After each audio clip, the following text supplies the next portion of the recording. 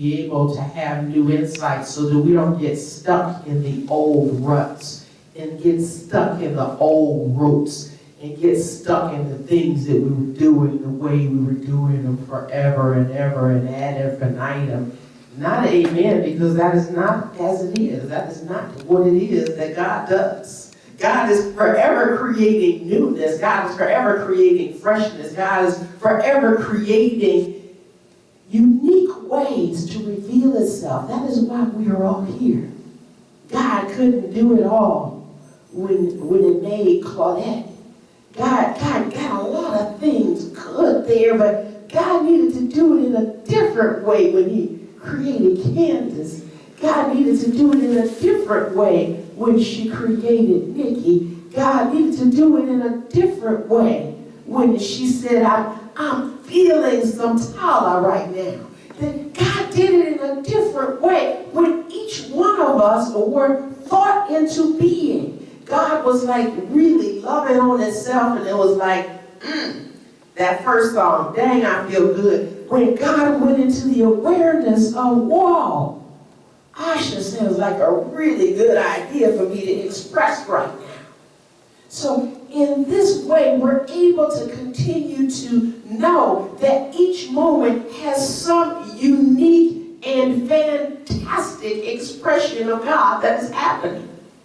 And I'm so grateful when musicians like Ed are in alignment with the presence of love. This is what happens when we are in sync with the substance of everything that is. Because even though there is dirt on the ground, every piece of dirt isn't the same. And so even though the substance of what is there appears all to be dirt that kind of looks like other dirt, there's something that is within every speck of dirt that is able to be the ground from which beautiful roses and beautiful trees and beautiful magnolias and all sorts of things can be earthed. And that just means from that Adama, that substance of God that is like this fertile ground for things to be created and for them to come into fruition from a ground of being. And that ground of being is what we call consciousness. He wasn't my quantum physics instructor, even though that was the essence of what I was getting in science and spirituality, and in my other class that I took with him that had to do with the eternality of life. But the phrase that he would continue to say is consciousness is the ground of all being. And that's key for us to understand when we're having a conversation about life. Because life isn't simply limited to our perception of it. Life isn't limited to any one of our ideas about what it is. And so thank God for that. Because it would be so limited. It would be probably the kind of lives that some of us are living because we think that that's the way it is. But this month's theme is abundant living. And the first week we discussed a new birth, and we were being invited into, a kind of trust that a caterpillar has. The caterpillar trusts its maker that all is well. And we were being invited to release clinging to the old way of being so that we could be transformed, so that we would have the capacity to fly. And so we realized in that conversation that clinging to our old stage, clinging to our old ways of judgment was not the ground of being for us to be able to fly from. So we have to get a better idea, a bigger idea, a God idea, and not simply leaning into our own understanding because we're only standing under what we've already experienced. But when we realize that we're standing on substance, then that is the ground of being from which we can truly fly.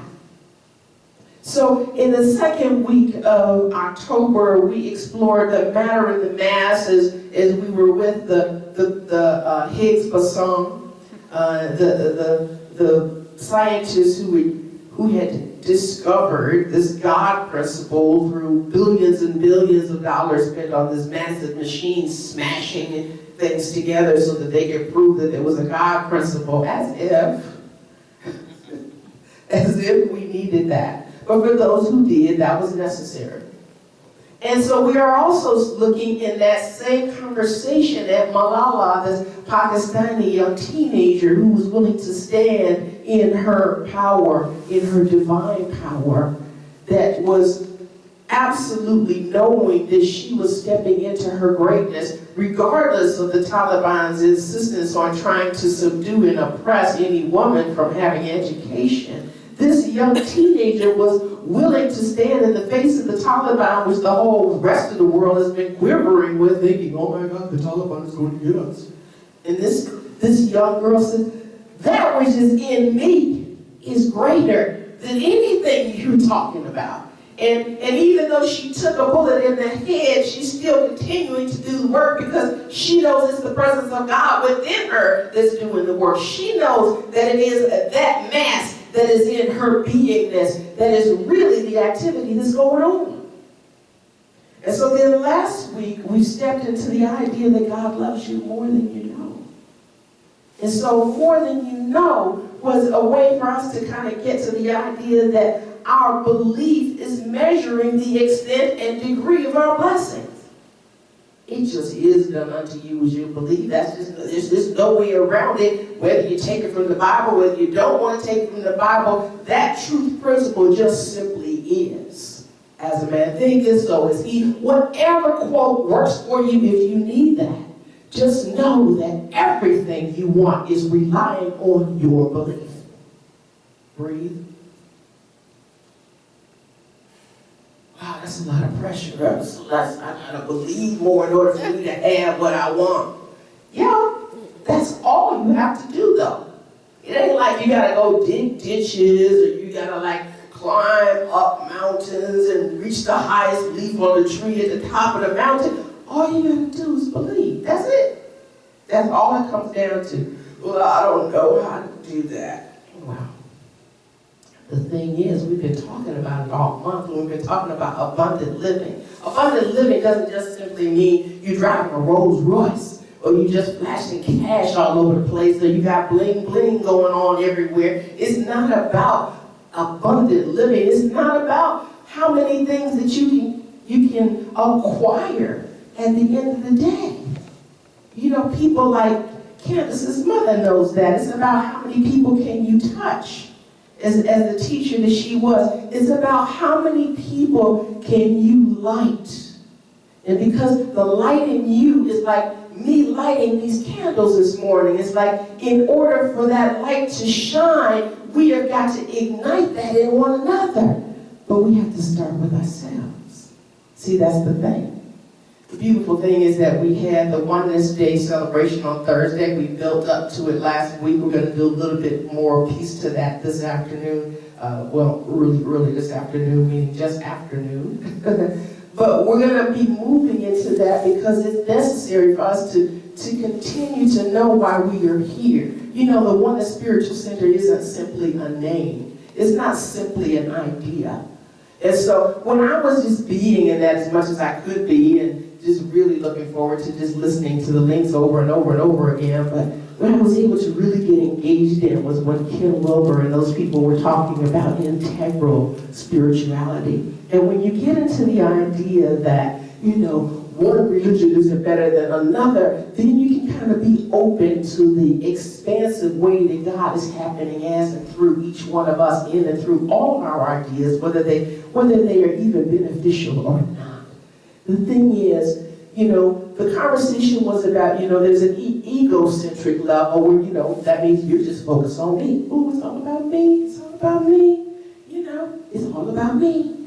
And then there's another kind of centric that's about ethnocentric. You know, it's about my people. You know, even if you take it to a race thing, or even if you take it to a sexuality thing, or even if you take it to a nation thing, we're Americans. You know, it's about us. You know, even if you take it to, it's about human thing, you know, there's other things that are really making beautiful contributions to our lives. Things like roses, things like, you know, the stuff that keeps you going, like the beans that you eat from the ground and the salads and those things. They're not human, but guess what? Try to live without all of those things and see what happens. And so when you have an idea that it's not simply about an ethnocentric idea, when you have the truth that it's not simply about what your group is and what your group looks like and what your group brings to the table, it gives you an opportunity to come into a world-centric frame of mind too. Because when you realize that people like Malala can give hope to people, even in Washington, D.C., who have been trembling in their boots around the Taliban, where she was able to absolutely stand in the truth of her being.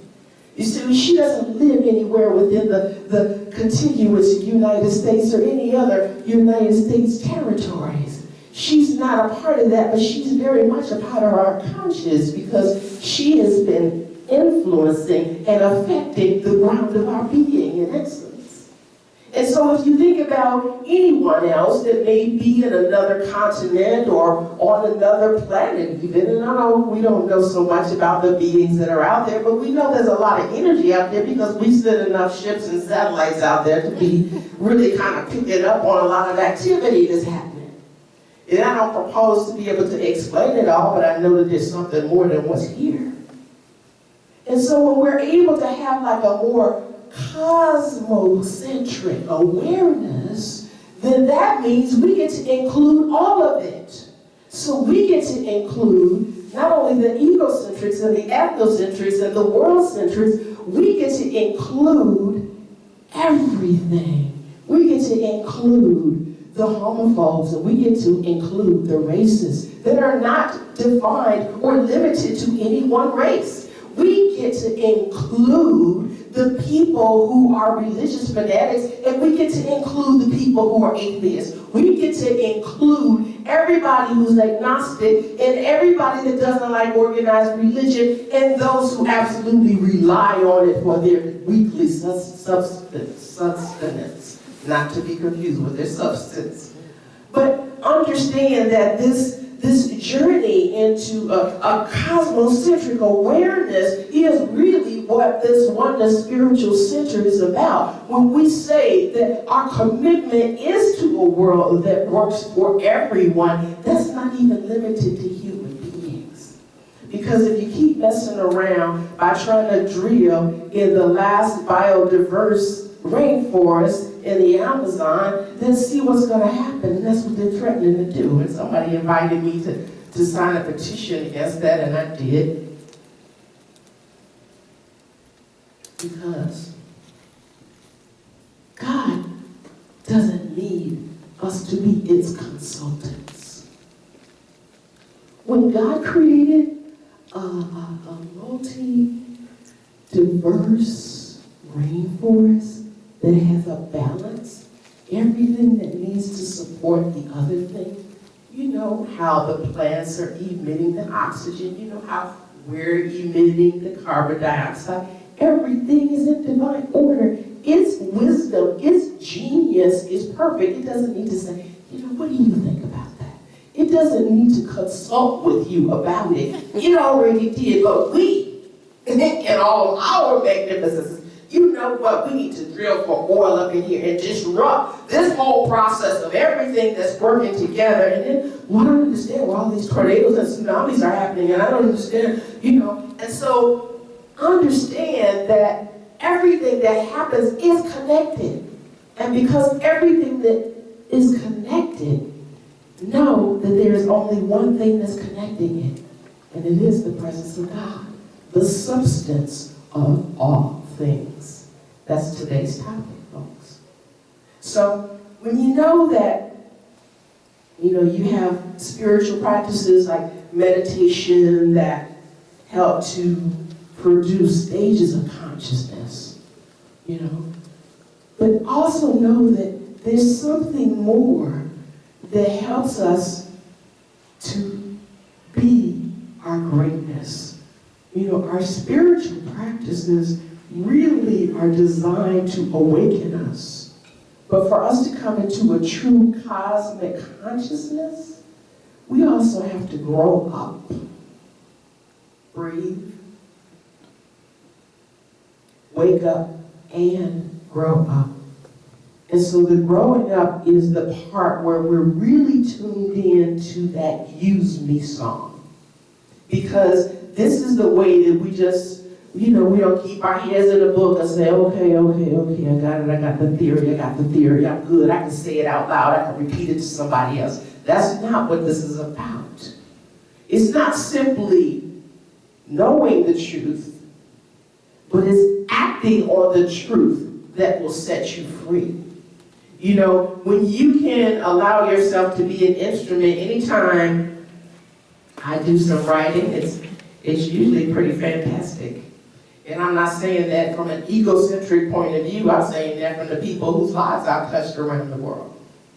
And so what I'm saying to you is, unless you put that information that you get from your substance into action, unless and until you put that information that you got into a song like Ed did, unless you put that information into action as you go about creating your art as Candace does, or unless you take that information and know that as you work on a particular client, as Asha does in her energy work that she does, unless you take the information about the truth principles into your everyday life, you are simply awoke, but you're simply not out of the bed. And so you get an opportunity to just fall asleep like you forgot that you were awake. But the thing about that is once you awake, it gets to be pretty uncomfortable for you to try to go back to be small again, because it just doesn't work that way. Have you ever seen like a butterfly try to go back to being a caterpillar? It doesn't happen. That's not the natural progression of things. And so you have to understand that vital living is really key to us stepping into our greatness. And that every expression of life must be recognized, honored, nurtured, nourished, and established individually and collectively. It wasn't like God was so bored. It's like, well, I got this one man, I guess I'll make this woman, I guess I'll make this kid. It wasn't like God didn't have nothing to do, so he created us. It did everything on purpose. And so everything around us is on purpose, working for us. You think that person that ticked you off on the freeway was by accident? You think that child that refused to do what you said was by accident? You think that boss that was giving you the blues was just something that just had to happen to annoy you today? No. All of it is part of this ground of all being that is building you into your magnificence. Every challenge that we have is like, that man pushing that rock up to the mountain, and it wasn't about how high he got on the mountain, and it wasn't about how high he reached. It was about the building of his beingness in the process. And so you can know that abundant living is honoring all that is, first with your awareness. And the thing about just being awake lets you know that you're unique, that just like we were saying to these men who came in here for the first time today, you've never been duplicated. So you get to celebrate who you are. I don't care what those people are saying to you about what's acceptable and what's not acceptable, what people will like and what people don't like.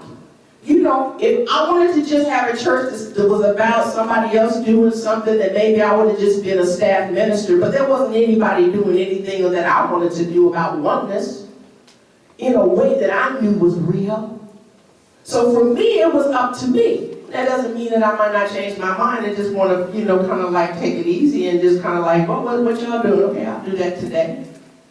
But for right now, I am knowing that oneness is part of my divine destiny, that it is part of my fabric of my being, and however I express it through any of the 6 ways that I've identified as my vision for my ministry, that pulpit is one. But in the way that I do it is the way that is absolutely celebrating the oneness that is. And so when we are able to know that our concept of ourselves don't have to fit somebody else's paradigm, because the key to a cosmocentric mindset is key to creating a world that works for everyone, because first you have to see God in yourself. Hello? I don't care what your history has been. I don't care what your people have been through. I went to a play last night in Victory Gardens. It was a magnificent piece of work about these people. It was a musical about the Holocaust, if you can get your head around that. But these people, the performances were magnificent, and the show closes today. But there was such a passion that these people had for life, even in the midst of knowing that at any moment they could be sent east. And so in that abundant living, even in a concentration camp, these people were able to absolutely live life to the fullest. And you, who have no such boundaries, can do so too. You know, we're leaving this place today. We're leaving this space. And this space has been a backup place for us for a number of years. When we were at CTU, it was a backup place for us. When we were at the neighborhood club, it was a backup for us. So ever since around 2009, we've been in and out of this space. And so whatever energies have been in this space have been a part of the energy of this ministry that we're calling Oneness Spiritual Center right now. So what you need to understand is that, well, the appearance to some may be that we are without a home because we're going to be traveling to different places. First of all, in Bronzeville, which is kind of coming closer to the vision I had of being a little closer to South Loop. But we're not simply a building, we're a community. And the reason that we're a community is because we're able to love each other just as we are. We're able to love each other without trying to think that somebody is broken. You know, if you're having concept that you're broke, and you know, you have those conversations, or you have those conversations that you're poor, or not rich enough, or whatever it is, that energy is contributing to the collective consciousness of our community.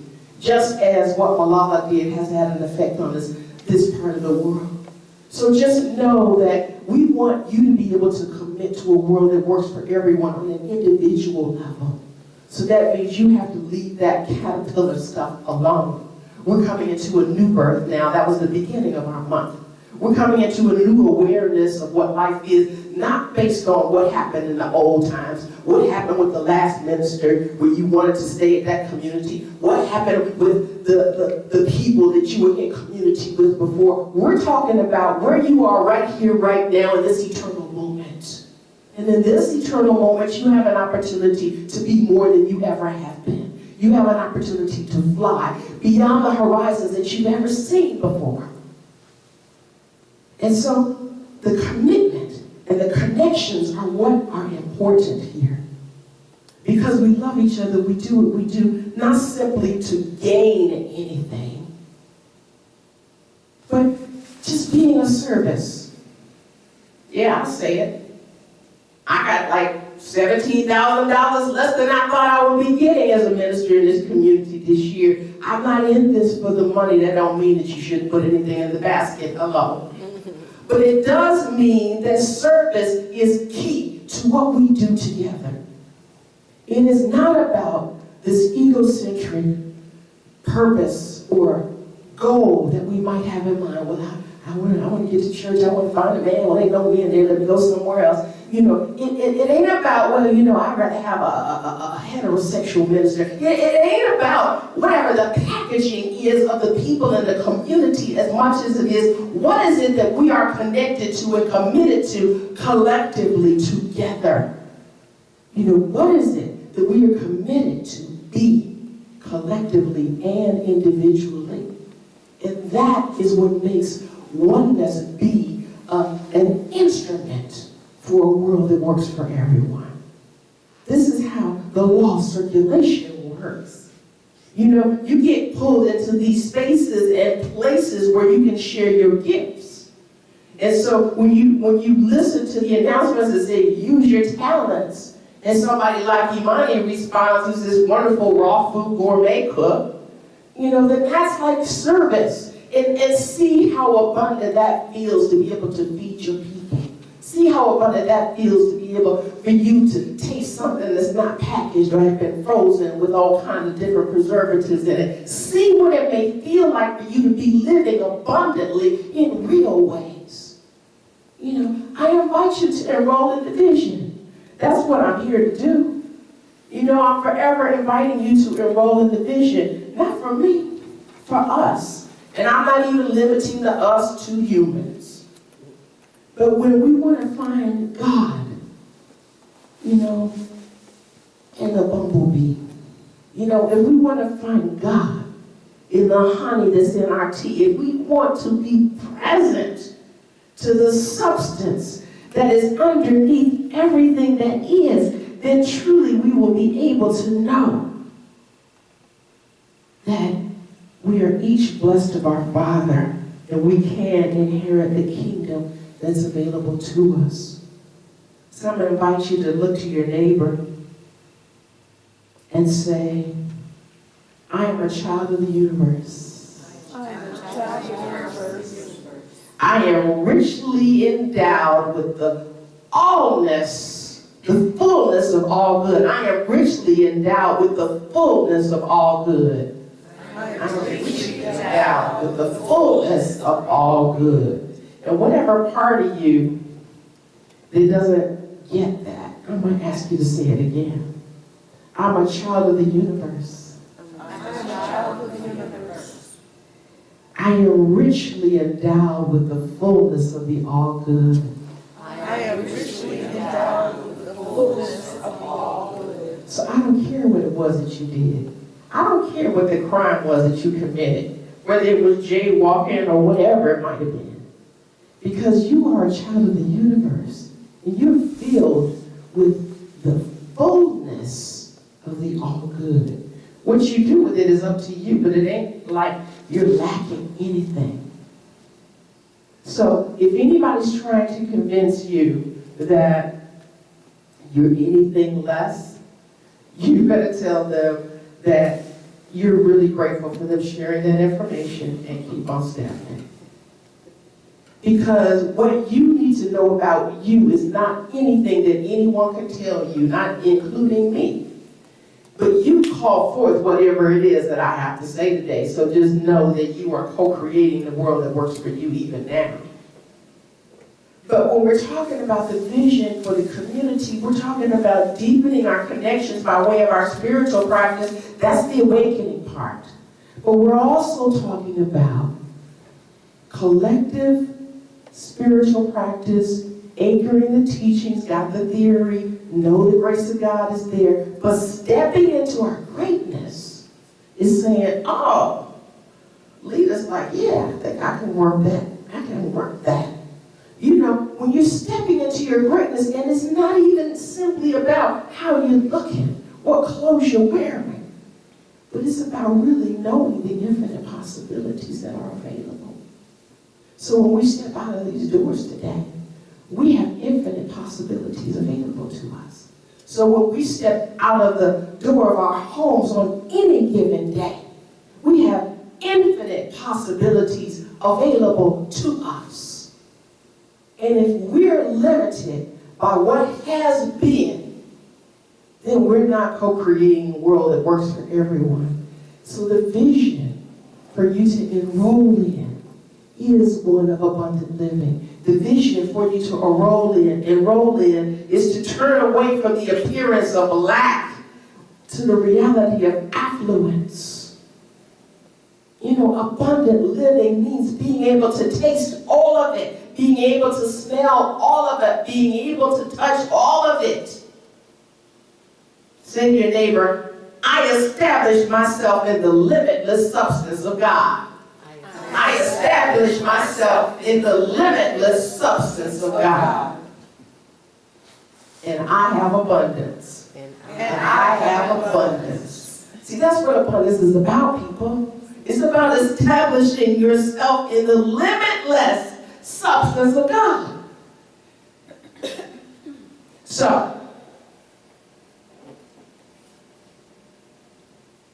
I bless you with the awareness that you are one with your own personal flow of the universe, in which there is a legitimate royal abundance for every living creature.